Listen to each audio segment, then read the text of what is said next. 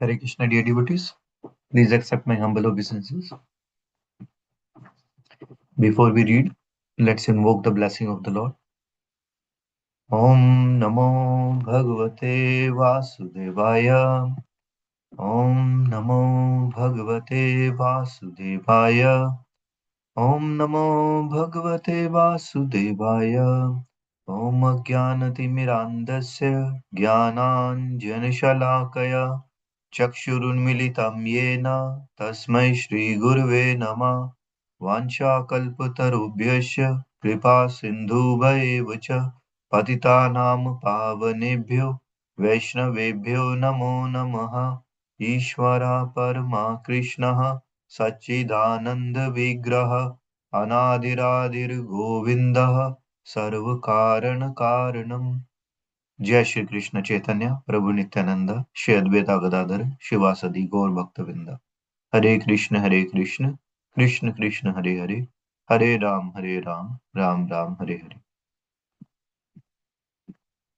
So Hare Krishna, dear devotees. So yesterday we finished the book Trinadapi Sunichena, and after that I sent a message to Shyam Sundar Prabhu to ask if any new book to start. I have not got the response yet, so for today, until we get a response or decide, I will read Srila Prabhupada Leelamrita. Srila Prabhupada ki jai. His Holiness Satsvarup Das Goswami Maharaj ki jai. So we have been reading. We finished the fifth volume. We are at the sixth volume now, and at chapter Preaching to America, Part 1.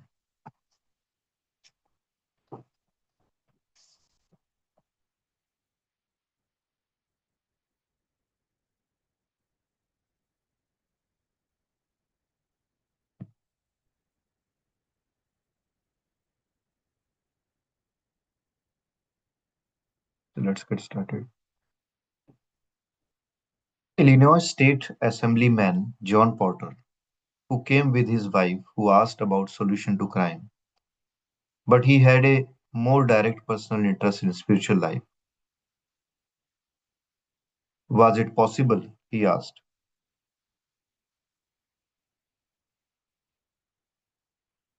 Okay, just 1 minute.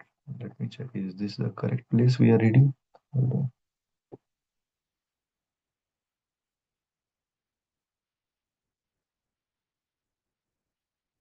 Yeah, it's from here. So Lieutenant David Mosey, public relation representative of Chicago Police Department, was interested in Srila Prabhupada's idea for stopping crime. And Srila Prabhupada offered his simple proposal.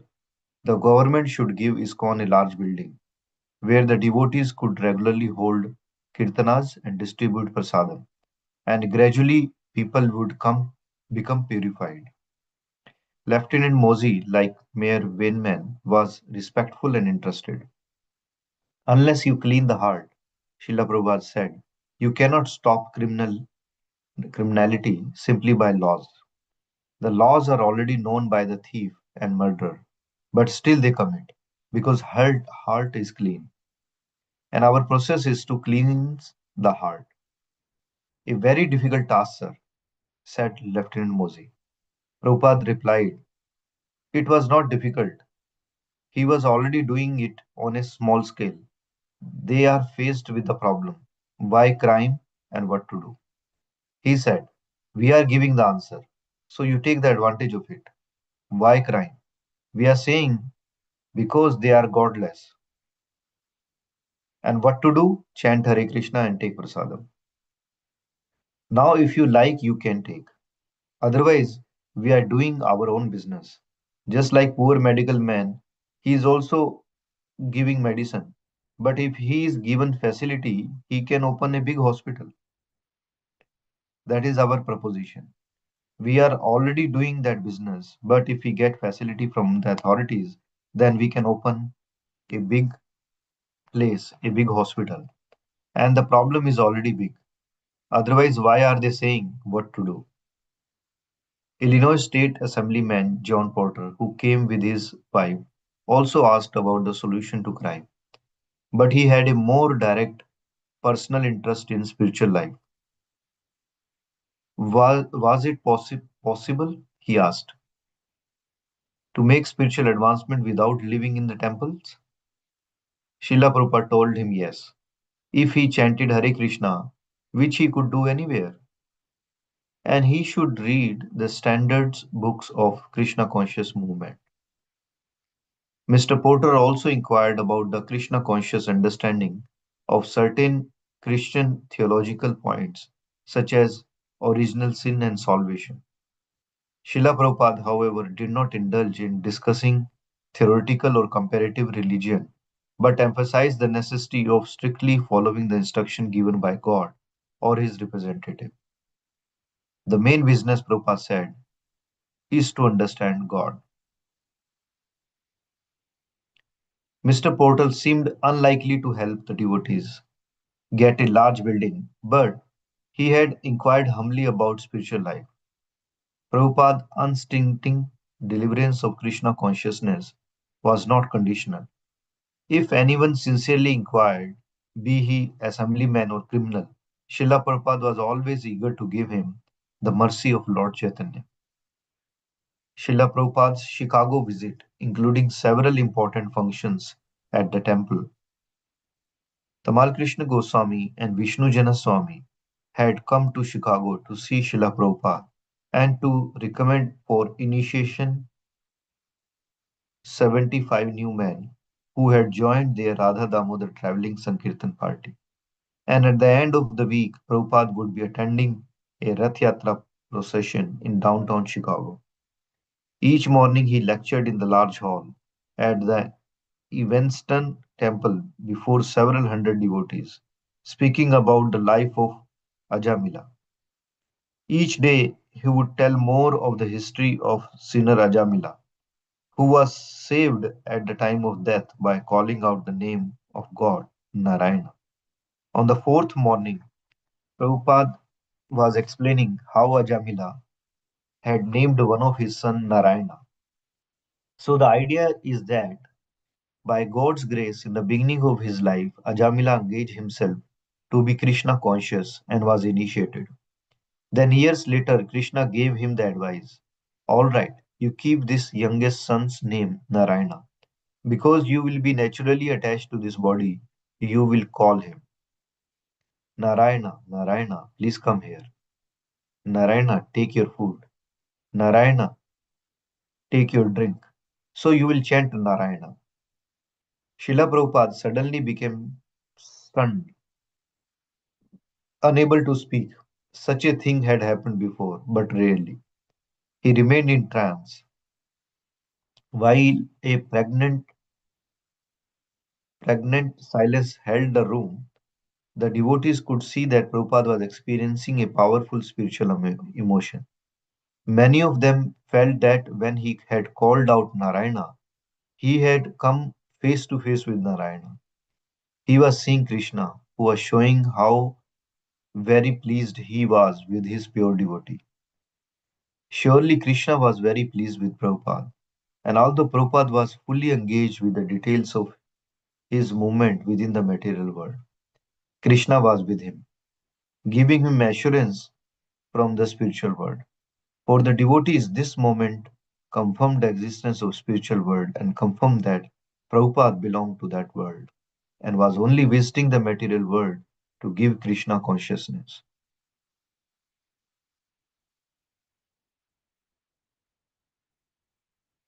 Most of the devotees were neophytes, still attached to the material and having little vision of the spiritual.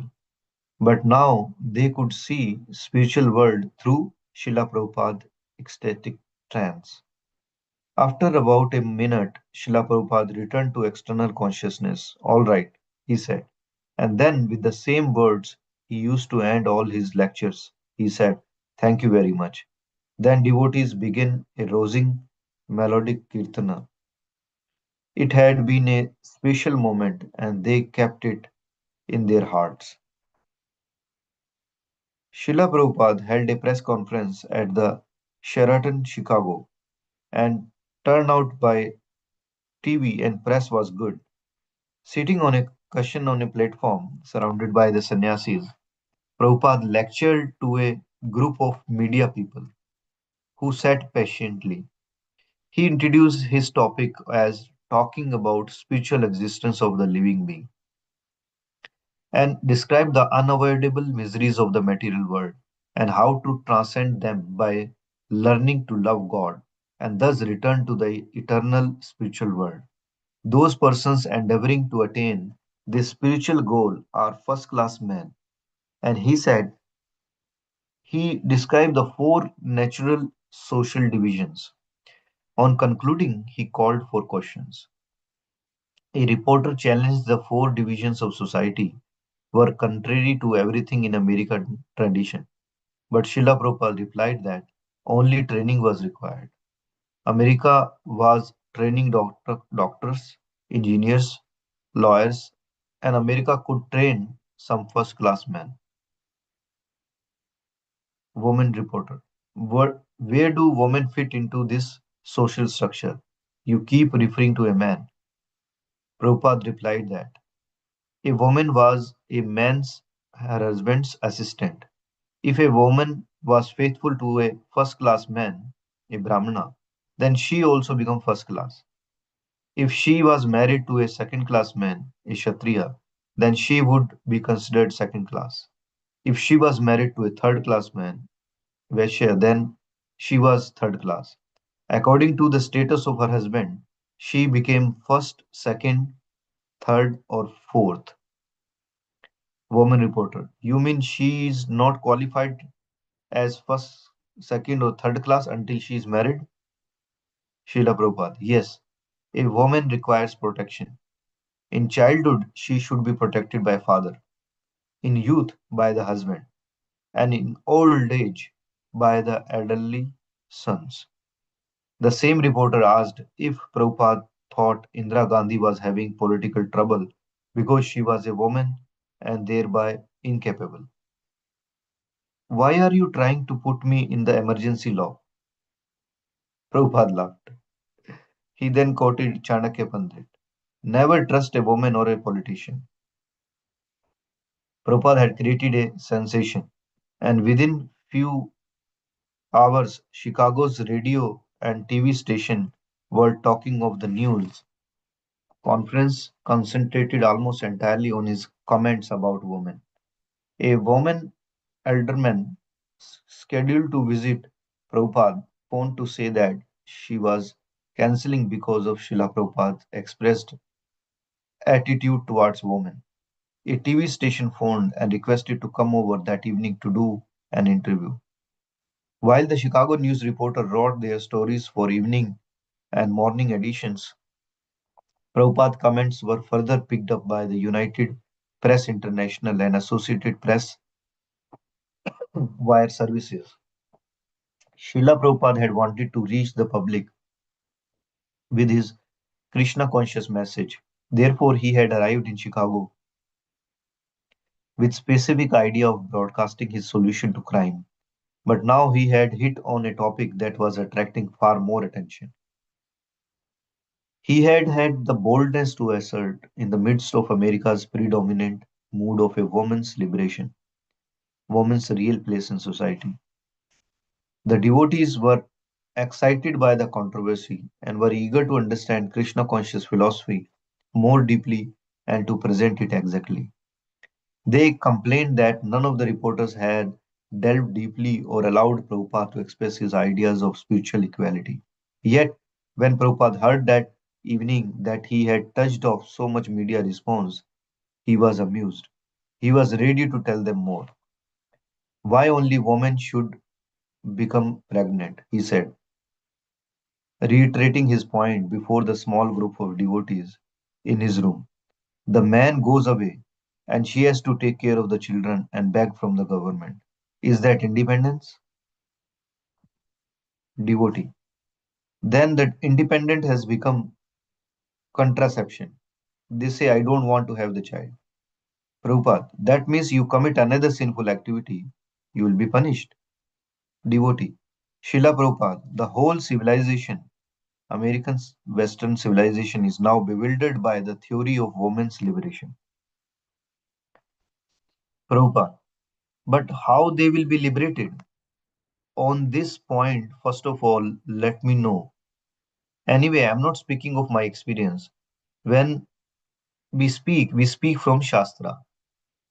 Woman's dependence is described in Manu Samhita. Just like Queen Kunti, she is not an ordinary woman. She was learned and exalted. Brahmananda Swami.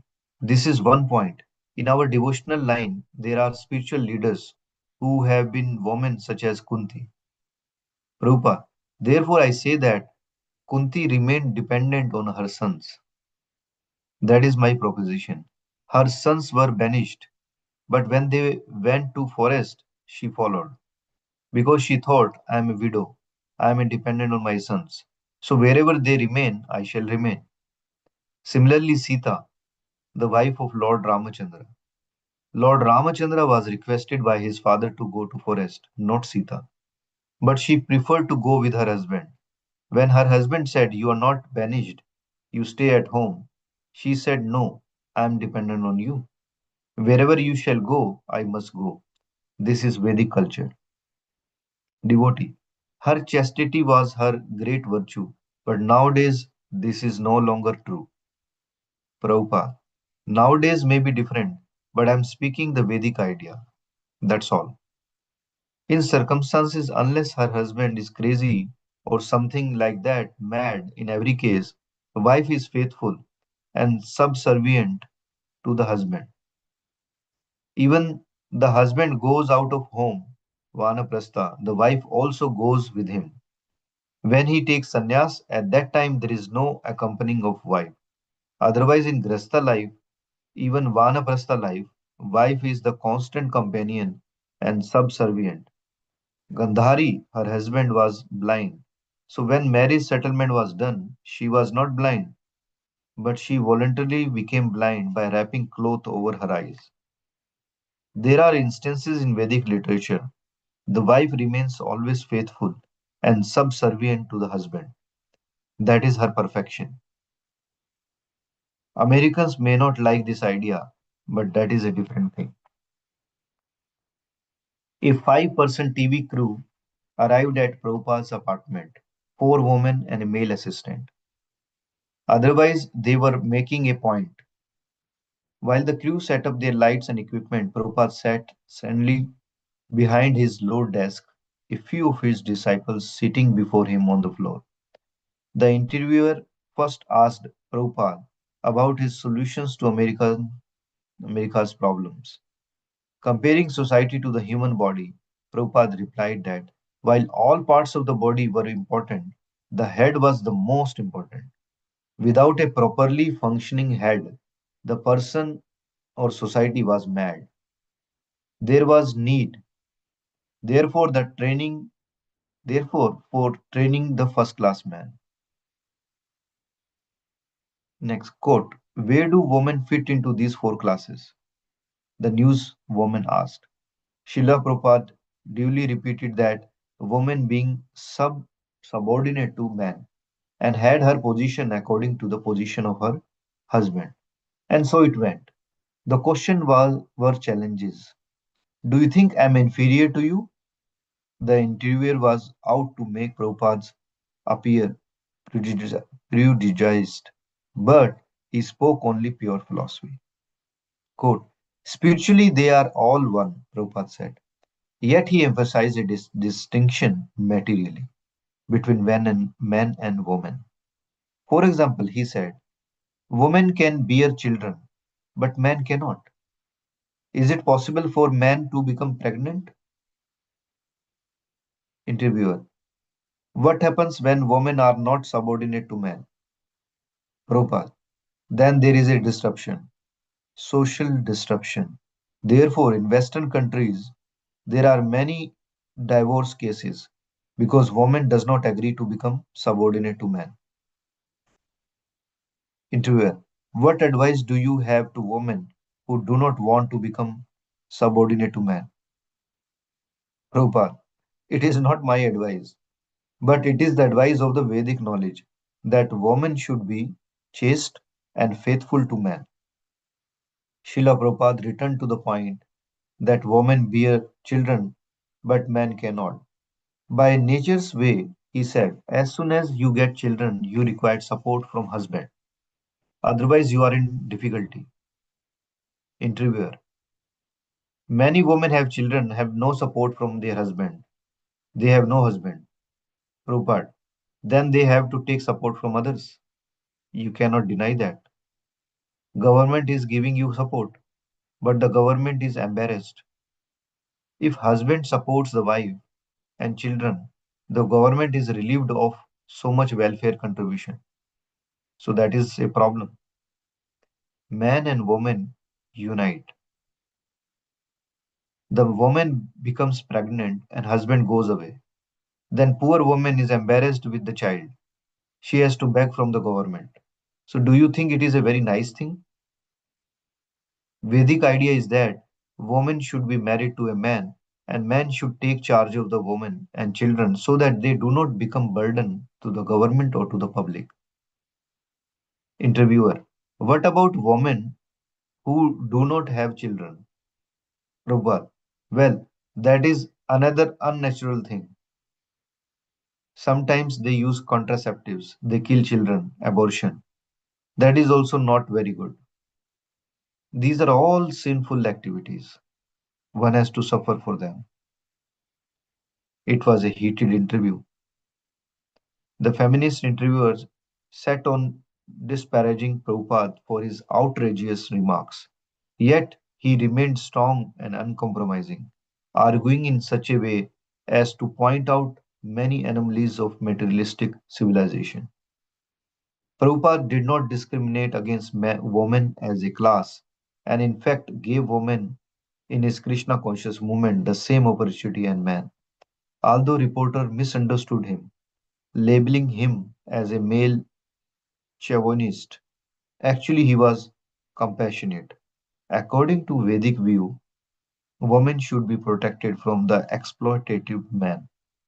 Prabhupada was aware that his words were not being appreciated, but he continued, hopeful that truth would prevail and intelligent people would understand. The important point was liberation, not temporary social or sexist stances. After the TV crew left, Prabhupada continued the discussion. He said that their becoming angry showed their defeat. They were unwilling to accept logic. Prabhupada, this woman's liberation is not successful.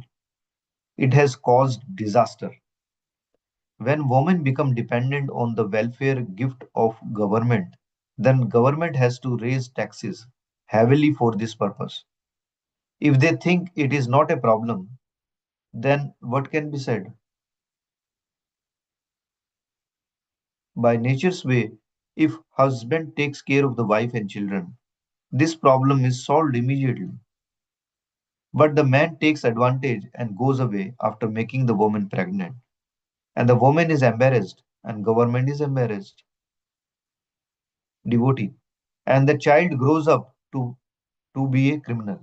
Prabhupada, yes, that is another problem. So they are not far seeing. Therefore, we have to take advice from Krishna. We are spreading this knowledge that you take your counsel from Krishna and then you will be happy. Satsaru.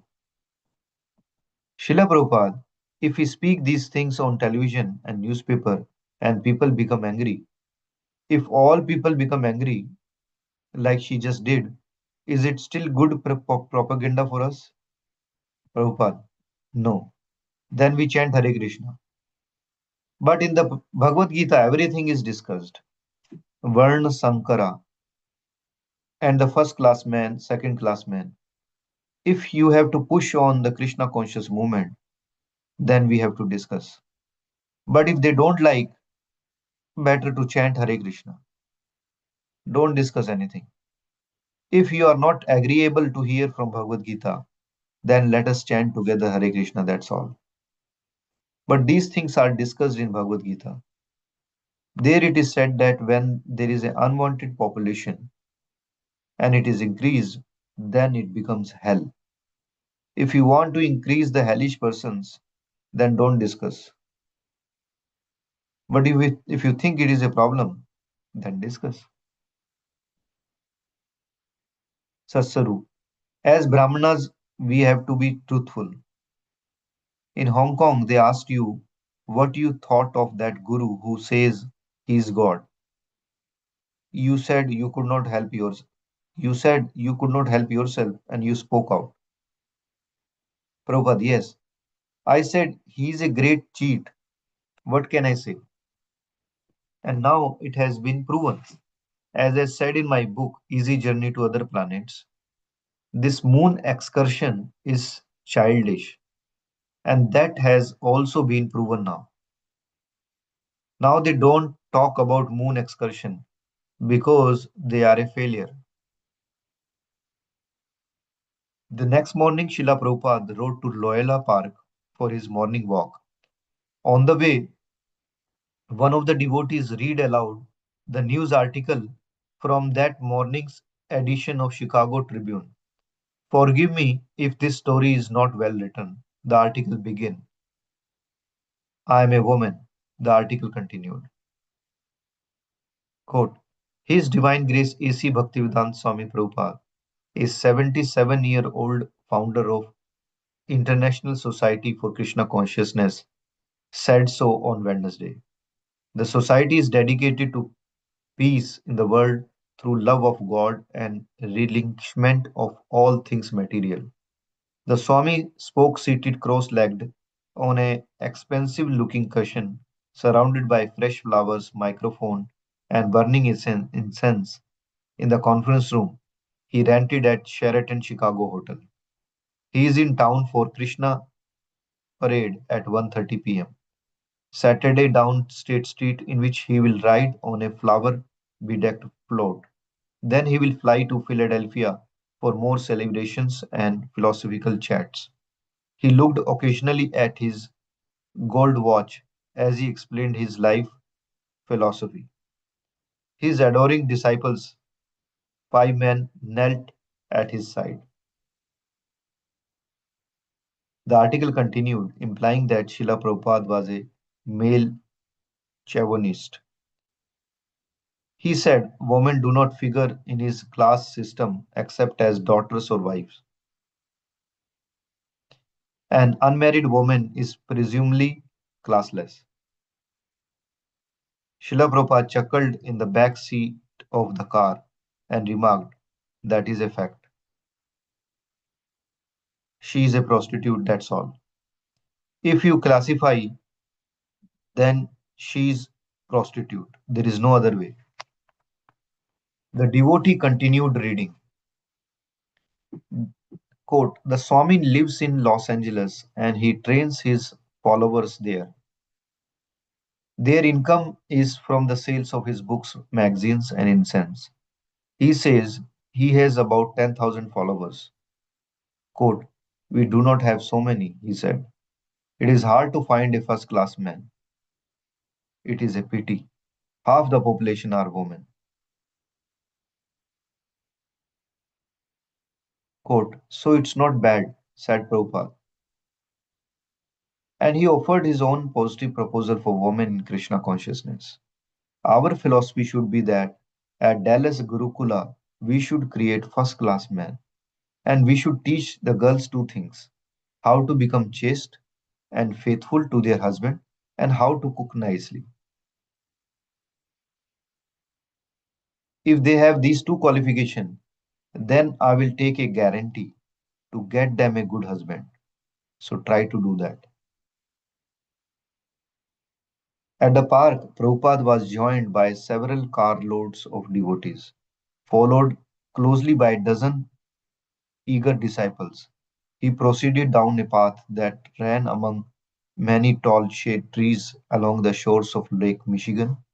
Since the walkway was wide enough for only a few devotees to walk abreast, most of the devotees fanned out onto the grass. trying to keep within the hearing distance of Srila Prabhupada.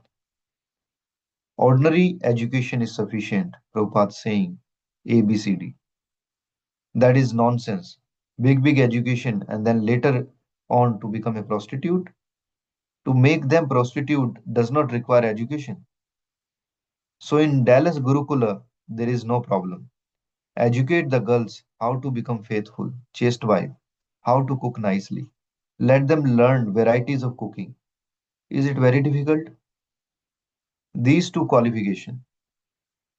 There are many stories such as of Damayanti, Parvati, Sita, great women in the history.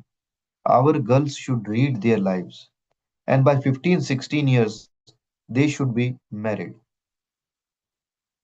If they are qualified, it will not difficult to find out a nice husband. If a woman is chaste, even though she is not very beautiful, she will be liked by her husband. So train them in that way.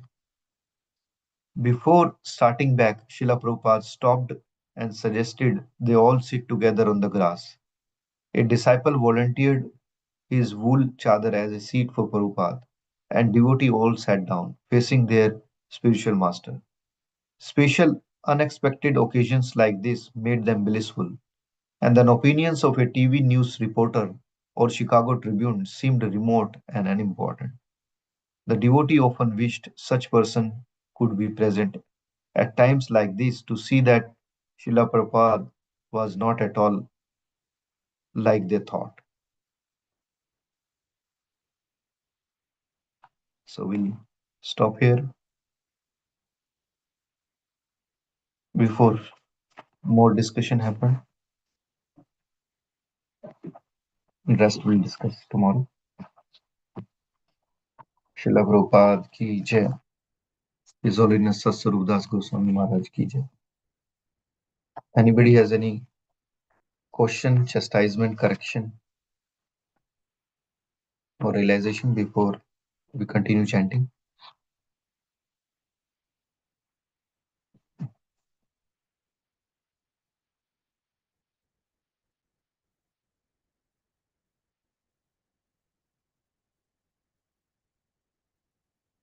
All right. So if there is no other question or realization, so we'll wrap up. वाञ्छाकल्पतरुभ्यश्च कृपा सिन्धुभ्यैव च पतितानां पावनेभ्यो वैष्णवेभ्यो नमो नमः. Anantakoti Vaishnavim ki jai. Thank you, dear devotees, for listening to me, and please forgive me if I have not read the book properly. So now we'll continue chanting Hare Krishna.